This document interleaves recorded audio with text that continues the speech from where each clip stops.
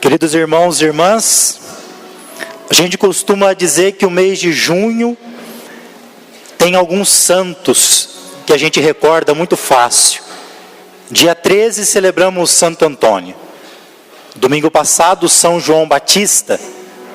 E no último dia 29, São Pedro. Nós, do Brasil, transferimos essa solenidade do dia 29 para hoje, para o domingo, onde a comunidade está reunida. O Papa Francisco, lá em Roma, celebrou no dia 29.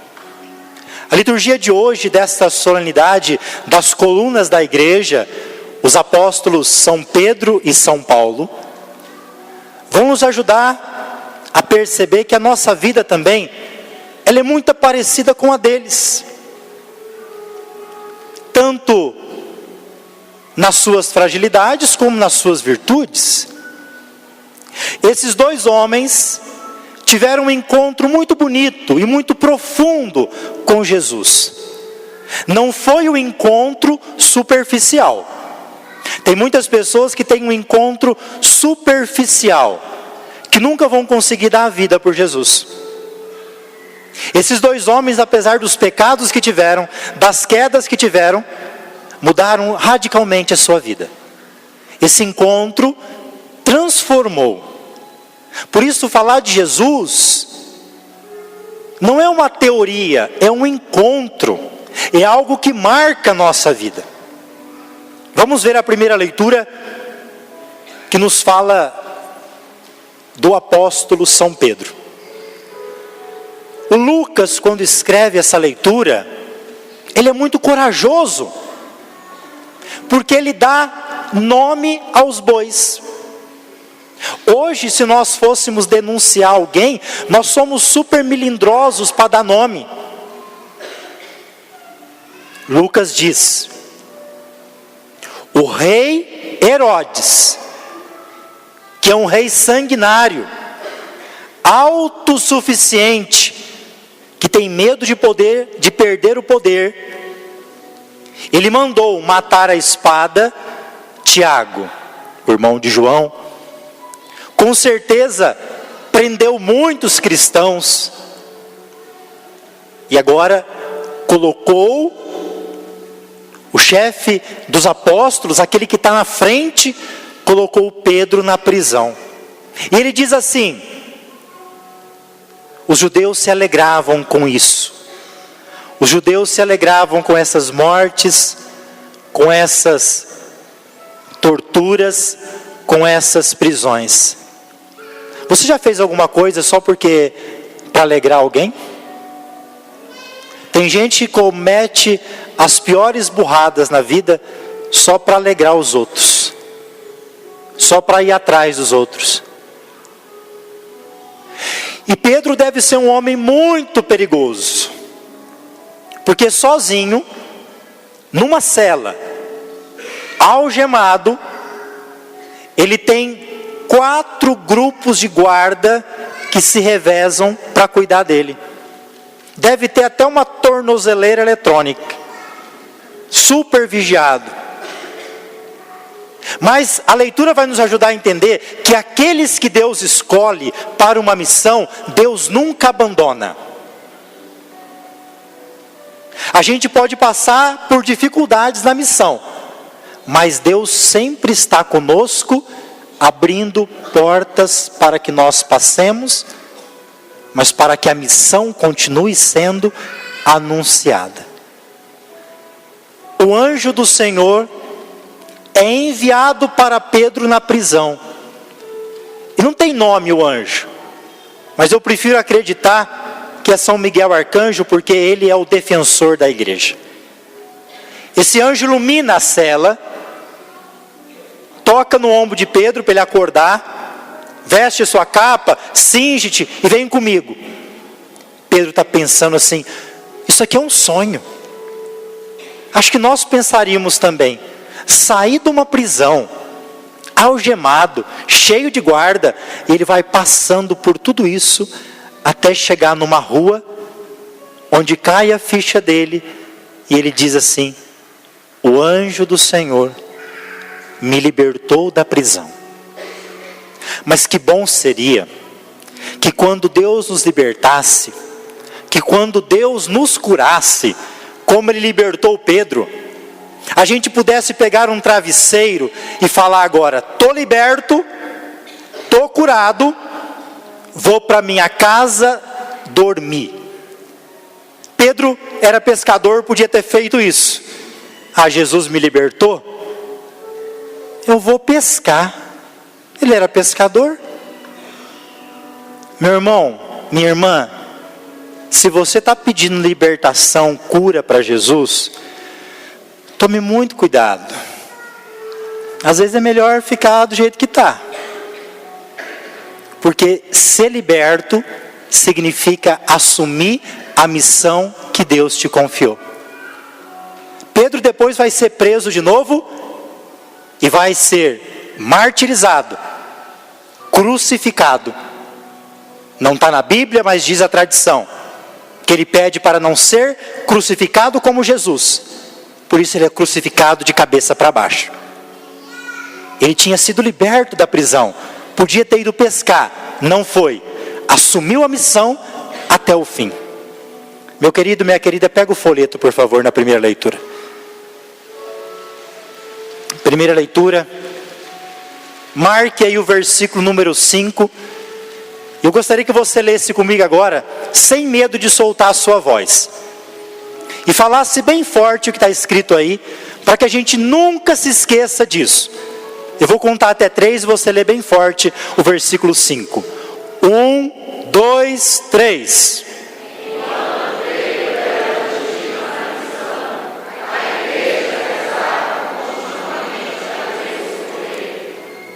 Enquanto Pedro era mantido na prisão, a igreja, a comunidade rezava continuamente por ele.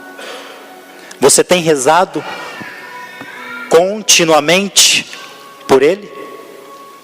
Hoje Pedro para nós é o Papa Francisco. E nós temos obrigação de rezar pelo Papa Francisco, que também sofre perseguição, dificuldades, incompreensões. E nós somos igreja, e temos que rezar por ele continuamente. Por que não pensar também nessa primeira leitura, que Deus escutou a oração da comunidade e libertou Pedro? Por que você não pode acreditar que Deus escuta a sua oração e vai também te libertar?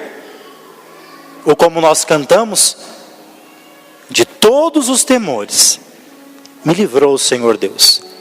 Essa primeira leitura, ela é também chamada do martírio de São Pedro, porque aquele que quer seguir Jesus de perto tem a vida parecida com a dele. Pedro foi preso na época da festa dos pães ázimos, da Páscoa. Jesus foi preso na Páscoa. Pedro ia ser levado para ser apresentado. Não foi porque o anjo libertou. Se fosse, teria acontecido o mesmo do que Jesus. Vocês querem Jesus ou Barrabás? Pedro estava sendo viado na prisão, ladeado de 2 soldados. Jesus foi crucificado entre 2 ladrões. A vida de Pedro, ela se configura com a vida de Cristo. A segunda leitura de hoje, a gente chama do Testamento de São Paulo. É a segunda carta que ele escreve para Timóteo. Nessa carta, esse homem, ele abre o coração e mostra para nós o que é uma pessoa madura na fé.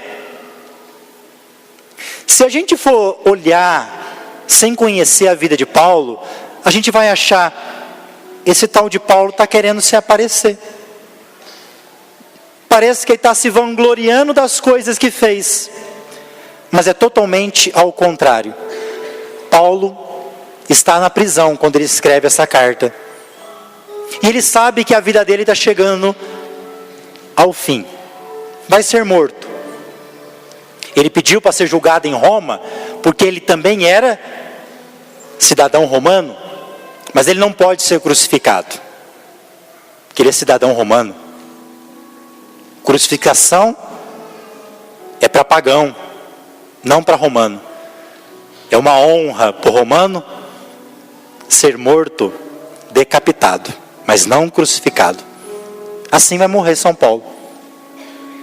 Ele vai dizer 3 coisas para nós, que nós devíamos levar para toda a vida. E só pode dizer essas 3 coisas alguém que é maduro na fé. Meu irmão, minha irmã, não tenha medo do inferno. Você tem que se alegrar e tendo a certeza que você vai para o céu.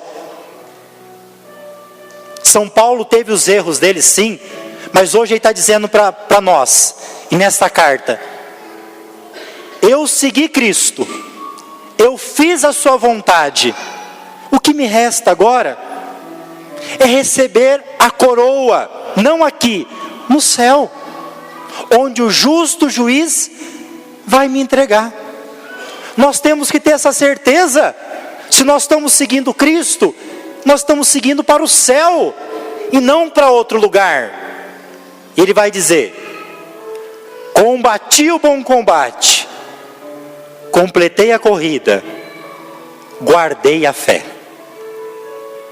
Essas 3 palavras deviam ser levadas para o resto da vida. Nós combatemos um combate todo dia e temos que vencer cada dia o combate.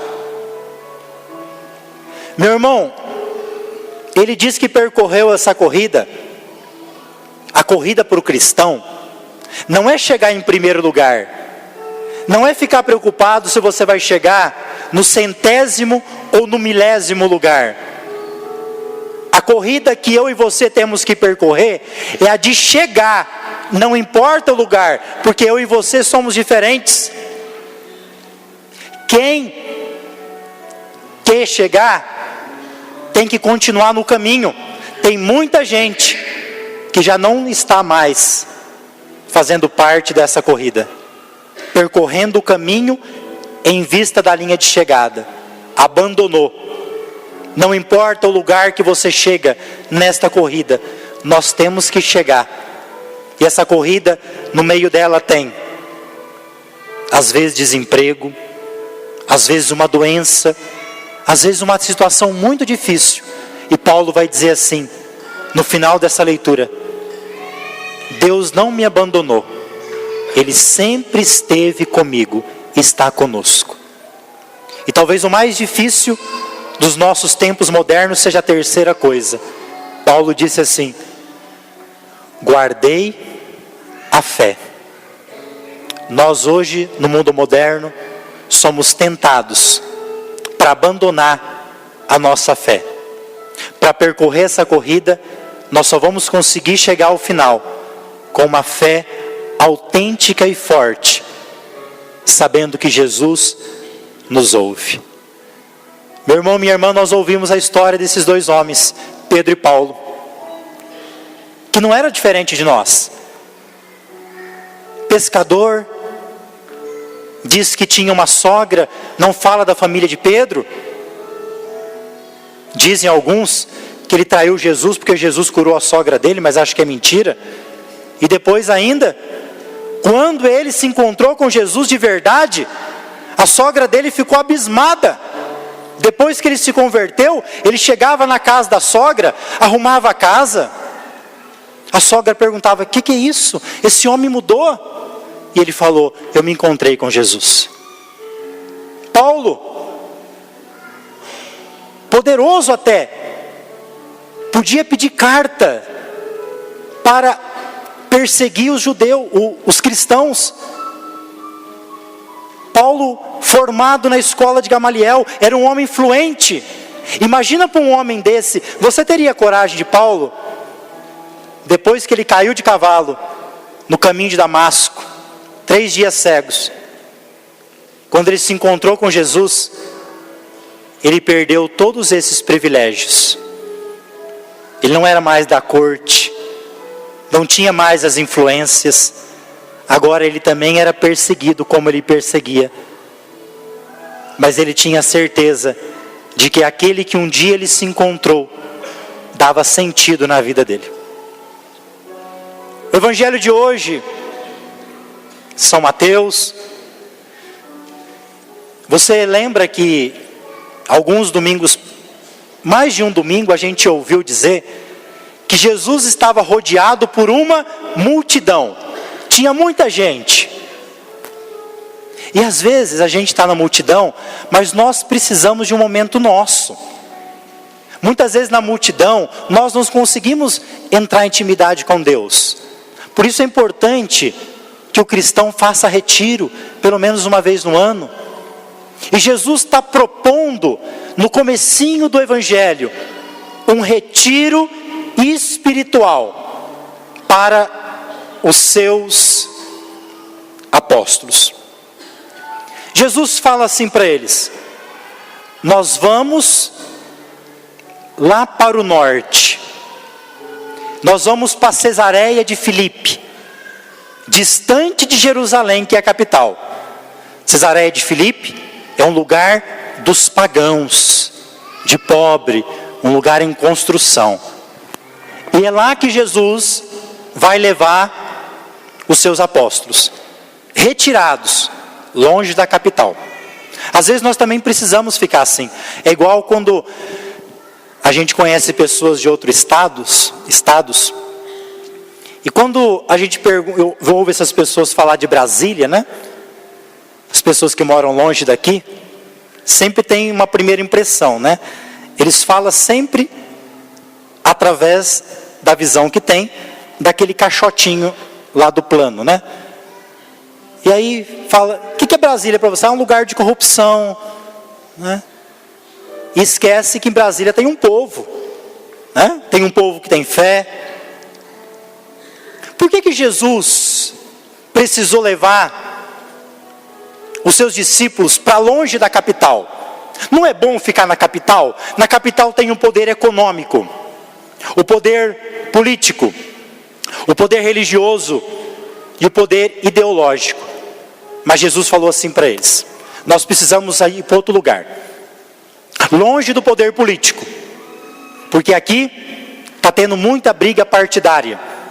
E eu não quero que vocês fiquem influenciados com a pergunta que eu vou fazer. Eu não quero que vocês tomem partido. Vamos para Cesareia de Filipe. Olha, eu quero vocês agora longe do poder econômico, para eu poder fazer uma pergunta para vocês. Porque aqui só se valoriza a moeda de César. Então dê a César o que é de César, mas o que é de Deus eu quero fazer a pergunta para vocês lá em Cesareia de Filipe. Eu quero vocês longe do poder religioso, porque também está fazendo mal. O povo está querendo escutar a voz de Deus, e aqueles que estão pregando estão falando de si e não de Deus. Eu quero fazer uma pergunta para vocês, mas lá em Cesareia de Filipe. E talvez agora o pior poder. Eu quero vocês longe do poder ideológico. Eu vou contar uma história que estava acontecendo em Jerusalém, para ver se vocês entendem por que Jesus precisava ir para lá.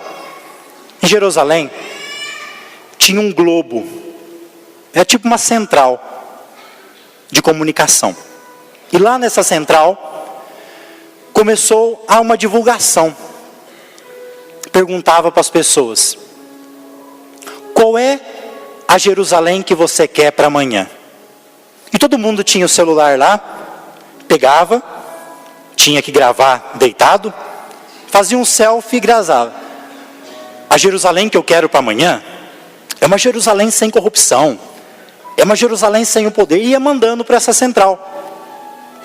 E Jesus falou para eles: olha, isso é bom fazer, mas veja só, quando você grava o seu videozinho lá da sua cidade, toda a tua família vai ficar ligadona na TV, porque vai querer ver o seu vídeo, está dando audiência. E Jesus fala assim: você já viu alguma vez essa central de TV falar assim para o povo: vamos fazer um baixa assinado contra a corrupção? Você já ouviu alguma vez essa central de TV dizer: vamos fazer uma campanha contra o aborto? Nunca vai acontecer isso.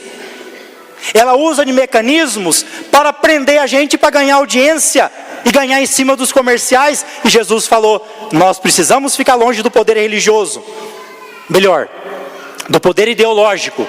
Por isso eu vou levar vocês para Cesareia de Filipe, um lugar neutro.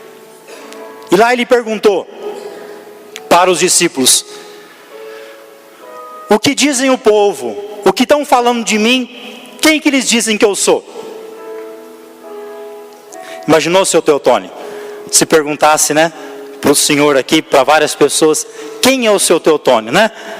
Ia ter várias opiniões, é ou não é? Jesus, ele faz como se fosse uma janela de Johari da psicologia. E aí, ele começa a ouvir: olha, estão dizendo que o senhor é João Batista. Como que terminou a vida de João Batista? Com a cabeça cortada. Disseram assim: olha, outros dizem que você é Elias. Você lembra como Elias foi embora? Ninguém sabe como ele sumiu. Diz a Bíblia que numa carruagem de fogo ele foi elevado. Eu conheço muita história assim. O que o Elias fez? Elias enfrentou um dos piores reis da sua época, o rei Acás e a rainha Jezabel, que mataram Nabote e tiraram a sua vinha. Às vezes é mais fácil dizer que alguém foi levado numa carruagem e foi embora, do que dizer como realmente a pessoa sumiu. Tem muita gente que some e a gente não sabe muito bem como sumiu, mas porque alfinetou o poder. Outros dizem que tu és Jeremias. Também denunciou muita gente.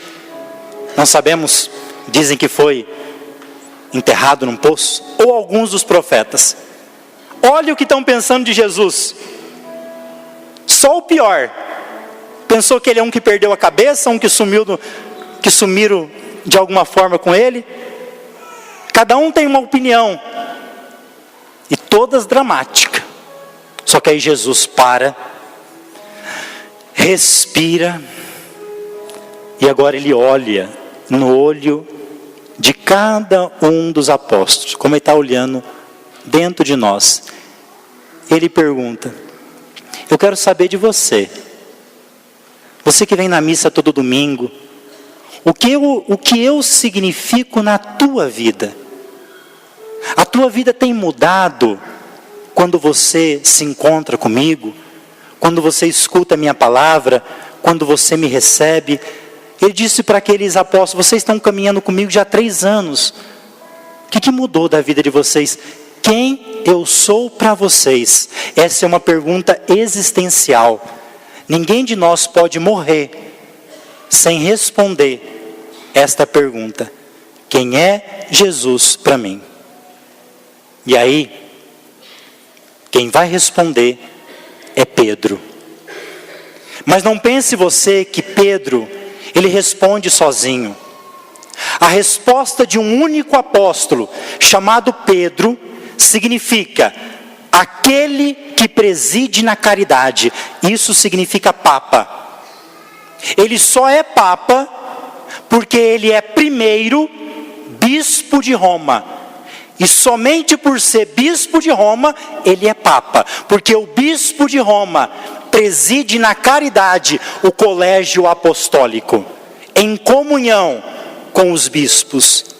Por isso que quando Pedro diz: tu és o Messias, tu és o Cristo, ele está respondendo em colegialidade. E aí, Jesus vai dizer para ele assim: feliz és tu, Simão, filho de Jonas, porque não foi um ser humano que te revelou isso, de quem eu sou. Foi o meu Pai que está no céu que te revelou. Olha que bonito. Jesus fala para ele assim: ô Pedro, eu sei das suas fragilidades, mas mesmo assim eu te escolhi. Está falando para nós. Todos nós podemos ser usados, como Pedro foi, para que o Pai revele para nós a sua vontade e os seus mistérios, mesmo sabendo que você e eu igual Pedro, somos filhos de Jonas. Vocês lembram de Jonas? Jesus falou assim para Pedro: você é filho de Jonas. Você lembra do Jonas? Quando Deus pediu para Jonas: eu preciso de uma missão tua. O que o Jonas falou? Não vou. Deu para trás.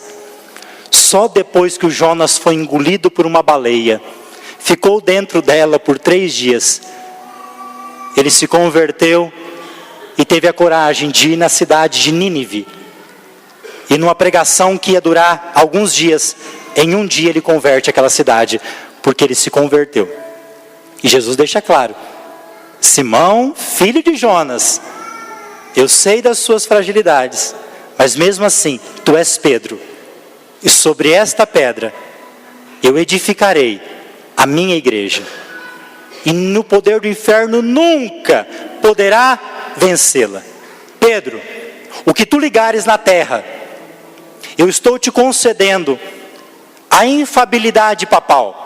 O que tu ligares na terra será ligado no céu, e o que tu desligares na terra será desligado no céu. Por isso, quando um papa proclama um dogma, é fé para nós. Nenhum outro papa pode desfazer, porque ele ligou a terra ao céu. Que a liturgia de hoje ajude eu e você a ligar a nossa vida, a ligar a nossa família, a nos ligar ao céu. Louvado seja nosso Senhor Jesus Cristo.